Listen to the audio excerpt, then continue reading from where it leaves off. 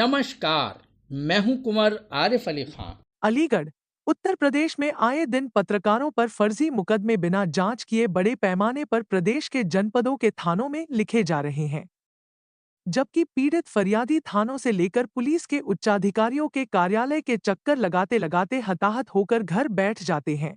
वहीं फर्जी शिकायत लेकर कोई व्यक्ति पत्रकार के खिलाफ थाने लेकर पहुंचता है तो उसकी बिना जांच किए मुकदमा पंजीकृत कर लिया जाता है, जबकि आजादी के बाद से सभी सरकारी कार्यालयों में सरकार की सूचनाओं को जनता तक पहुंचने के लिए लोकतंत्र का चौथा स्तंभ कहे जाने वाले पत्रकारों का सहयोग लेकर जनता तक पहुंचाया जाता है। फिर भी पत्रकारों पर प्रदेश में फर्जी मुकदमे लगाकर लोकतंत्र का गला घोटा जा रहा है।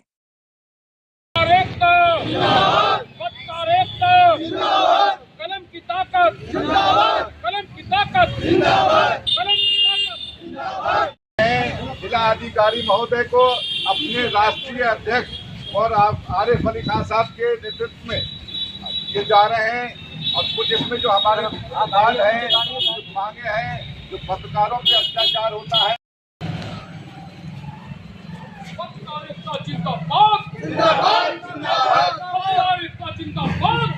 सारे पत्रकारों की माननीय राज्यपाल महोदय हम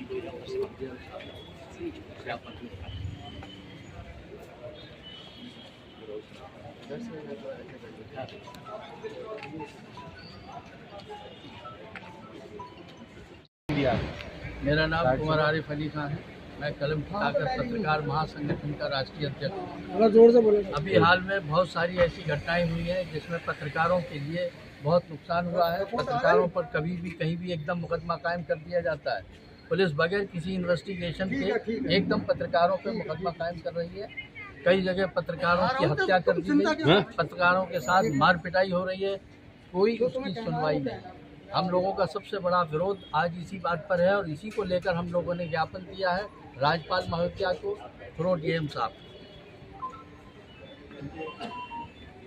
हम चाहते हैं कि पत्रकारों की पूरी सुनवाई की जाए और पत्रकारों को जो सुविधाएं दी जाएं उसके लिए जल्दी जल्दी सुविधाएं उनको मिलनी चाहिए और यहाँ पर एक प्रेस क्लब की बड़े लेवल पर स्थापना हो। सर, आपने जो ज्ञापन दिया है किसको दिया है? ये राज्यपाल महोदया को। नहीं, किसके हाथ दिया? ये डीएम साहब के जरिए और कलम की ताकत पत्रकार महासंगठन के, क्योंकि मैं उसका राष्ट्रीय अध्यक्ष। सर, आगे का निर्णय क्या रहेगा? आगे का यह है कि अगर इस पर सुनवाई नहीं होगी तो पूरे हिंदुस्तान में कलम की ताकत के पत्रकार पूरा आंदोलन करेंगे। इसके बाद हम दोबारा बहुत जल्दी सीएम साहब के सामने अपनी सारी चीज़ें रखेंगे। सर, इतनी जल्दी के एफआईआर जो हो जाती है पत्रकारों के खिलाफ, इसका कारण क्या है? इसका कारण ये है कि आप ये कह सकते हैं कि पुलिस पत्रकारों के नेगेटिव चल रही है, जबकि पत्रकार हमेशा पुलिस का हर तरीके से योगदान करते हैं, उनको इन्फॉर्मेशन देते हैं, उनको सूचना देते हैं, उनकी खबरें निकालते हैं, लेकिन उसके बावजूद भी उन्हीं के साथ जुल्म होता है। लेकिन सर, एक क्या नाम है, नीचे स्तर से लेकर और राष्ट्रपति तक अगर कोई बयान देना चाहता है मीडिया के माध्यम से तो एक पत्रकार ही सामने आते हैं, फिर भी इनके साथ में एक जो है अत्याचार होता है, ऐसा क्यों? इसीलिए तो आज हम सब लोग इकट्ठे होकर ये ज्ञापन दिया है और इसका विरोध कर रहे हैं और आगे भी हम इस लड़ाई को लड़ते रहेंगे। सर, मुख्यमंत्री का ये आदेश है कि अगर पत्रकार कहीं भी किसी भी थाने में जाए तो उसका मान करो, सम्मान करो और जो भी वह है किसी मसले में बात करे तो पूरा दो। तो फिर ये पुलिस जो है इस मामले में क्यों नहीं इसका वो? यही बात तो हम लोगों ने आज ज्ञापन देने के बाद इस आवाज़ को उठा रहे हैं और यही नहीं है, डीजीपी के भी सामने हम लोग जाएंगे और वहाँ भी आवाज़ उठाएंगे। पुलिस क्यों नहीं सुनने पर राजी है हम लोग पत्रकारों साहब का?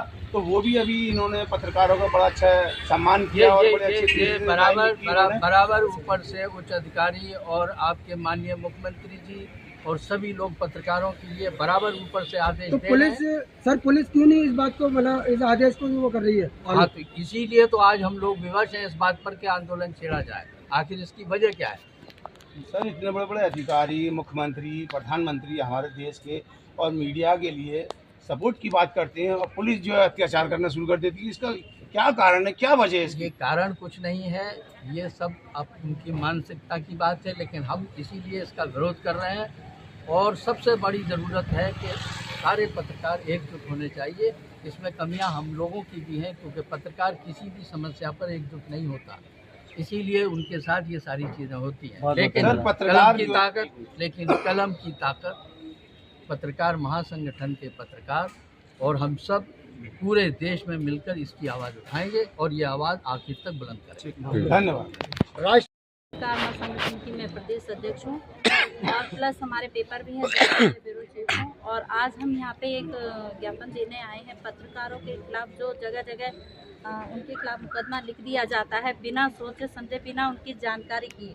तो हमारा यही कहना है कि पत्रकारों के खिलाफ अगर आप कहीं पे लिख रहे हो, उनका मुकदमा आप दर्ज कर रहे हो, तो मुकदमा तब दर्ज करिए, पहले उसके बारे में छानबीन कीजिए, पहले उसके बारे में जानकारी लीजिए कि इसमें कितनी सच्चाई है, ना कि उनको सीधा ही उनके ऊपर अत्याचार करा जाए और उनको सीधा उसको प्रेरित किया जा रहा है, उनको परेशान किया जा रहा है पत्रकारों को। तो ये हमारा मुद्दा है कि पत्रकारों को परेशान ना किया जाए और उनके खिलाफ जो झूठे मुकदमे जगह जगह हो रहे हैं वो मुकदमे ना लिखे जाएं, उसके खिलाफ कार्रवाई की जाए।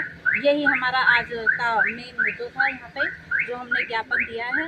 बस इसी के लिए हमें कहना है और जो हमारे उच्च अधिकारी हैं उनसे भी हमारी रिक्वेस्ट है, हमारी अपने संगठन के जरिए हम उनसे ये कहना चाहते हैं कि हमारी आवाज़ को सुनिए। हमारी जो कलम चलती है वो सच के लिए चलती है, हमारी कलम झूठ के लिए नहीं चलती है। अगर हम कहीं पे कोई मुद्दा उठा रहे हैं, कोई चीज़ का कोई किसी के खिलाफ अगर हम कहीं पे बोल रहे हैं तो वो हम उसको छानबीन करके ही बोलते हैं, हम भी उसकी गहराई तक जाते हैं और तब हम अपना कदम आगे बढ़ाते हैं। मैडम क्या कारण है कि पुलिस जो है निडर हो गया और पत्रकारों के साथ उत्पीड़न कर रही है और बगैर जांच किए हुए उनके पर मुकदमा दायर कर रही है?